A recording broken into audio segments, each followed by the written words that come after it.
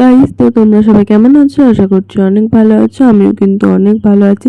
তো গাইস, আজকে আমাদের পরীক্ষা শেষ হয়ে গেছে, মানে আজকে লাস্ট পরীক্ষা অঙ্ক ছিল। আর ওটা মোটামুটি ভালোই হয়েছে, আর শেষও হয়ে গেছে আমাদের পরীক্ষা। তো তাই জন্য ভাবলাম চলো, এক্সাম শেষ হয়ে গেছে, এবার তো আসলে আমার ভিডিও করা শুরু হবে।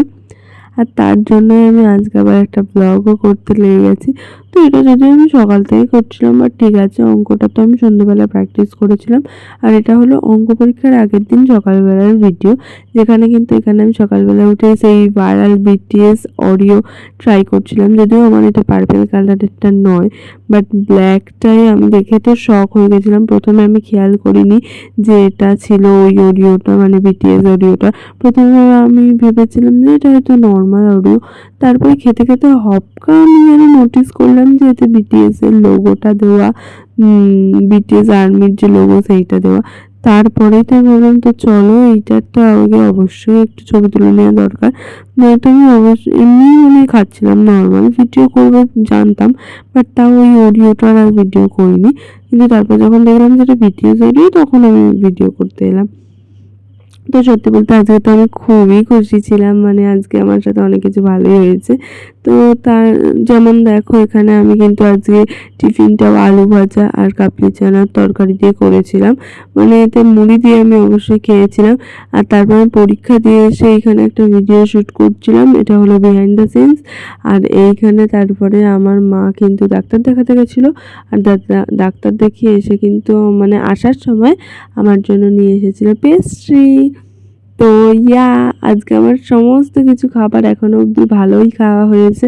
সকালবেলা উঠে ওরিও খেয়েছি, ওরিও খেলেই তো আমার সারা দিনটা ভালো যায়, মনটা ভালো হয়ে যায়। আর তারপরে কিন্তু আবার অত সুন্দর একটা কাবলি চানার তরকারি দিয়ে মুড়ি খেয়েছি।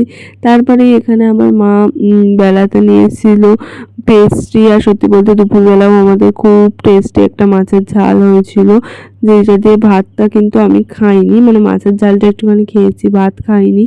তো তারপরে এখানে আমি পেস্ট্রি খাচ্ছিলাম। আমার ভাত খেতে খুব একটা বেশি ভালো লাগে না, আর আমি মাঝে মাঝে এরকম এক আধ দিন ভাত খাই না, এটা আমার অভ্যাস হয়ে গেছে। তো তারপরে এখানে আমার দুটো পেস্ট্রি এনেছিল। এখানে দেখাতে গিয়ে আমি দেখো তোমাদের দেখাতেই পাচ্ছিলাম না।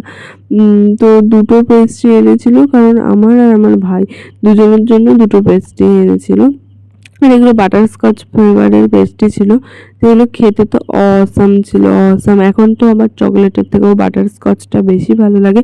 সত্যি বলতে চকলেট আইসক্রিম আর বাটারস্কচ আইসক্রিমের মধ্যে বাটারস্কচ আইসক্রিমটাই বেশি ভালো খেতে লাগে দেখবে।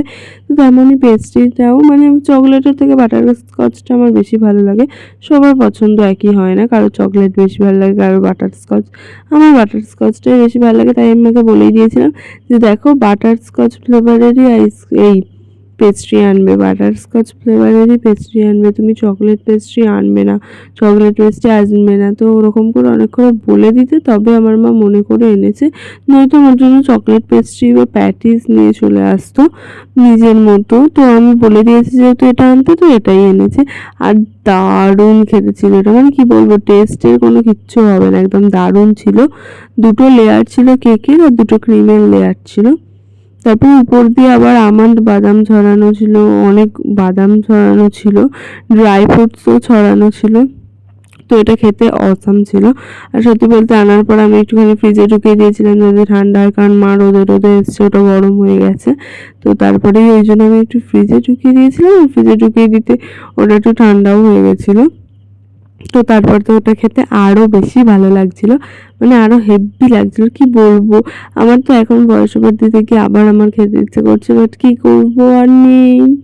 তো এখানে কিন্তু দেখো আমি মানে পুরো পেস্ট্রিটাই খেয়ে নিয়েছি অনেক তাড়াতাড়ি, কারণ খেতে অনেক সুন্দর ছিল। আর এখানে সন্ধ্যেবেলা তখন মা বানাচ্ছিল বিরিয়ানি। তো ওই যে বললাম না আজকে এক্সাম শেষ, তো সত্যি বলতে পরীক্ষা শেষ বলে আজকে সারা দিনটা আমার ভালো গেছে। ইভেন আমার লাস্ট পরীক্ষাটাও ভালো হয়েছে, মানে পরীক্ষা ভালো হয়েছে, তার উপরে আজকে সারাদিন আমি টেস্টি খাবার খাচ্ছি, মানে সারা দিন সকালে শুধু টেস্টি খাবার খেয়েই যাচ্ছি।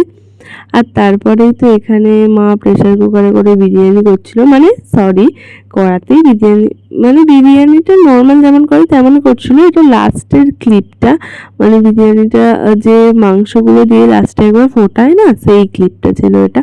আর সত্যি বলতে বিরিয়ানির ভিডিওটা আমি করেছিলাম, বাট ওটা কোথায় গায়েব হয়ে গেছে। বিরিয়ানির ভিডিওটা যদি থাকতো আমি অবশ্যই এই ভিডিওতেই জুড়ে দিতাম, বাট বিরিয়ানির ভিডিওটা দেখছি গ্যালারিতেই নেই, কোথায় গায়েব হয়ে গেছে। তো তাই আমি লাস্টের একটুখানি যেইটুকুনি পার্ট ছিল, মানে যেই ভিডিওগুলো ছিল সেগুলোই এখানে অ্যাটাচ করেছি। তো এই যে হলো আমাদের বিরিয়ানি আজকে। আর এতে কিন্তু লেগ পিসটা দেয় না, মানে আমি দোকানে যখন মাংস আনতে গেছি তো তারা আমাকে লেগ পিস তো দেয়নি, আর লেগ পিস একটাও বা দিয়েছে, তাও আবার সেটাকে কেটে কেটে একদম ছোট করে দিয়েছে, মানে লেগ পিসকে কেটে দুটো ভাগ করে দিয়েছে। তো ওই জন্য ওই লেগ পিসটা অনেকটাই ছোট হয়ে গেছে। অবশ্য বিরিয়ানির মধ্যে সেই লেগ পিসটা ছিল, তোমরা দেখতে পাবে না, আমি তোমাদের দেখানো হয়নি, কারণ এখানে আমার মা বিরিয়ানিটা নিয়ে করছিল আর আমি ভিডিও করছিলাম সেই জন্য।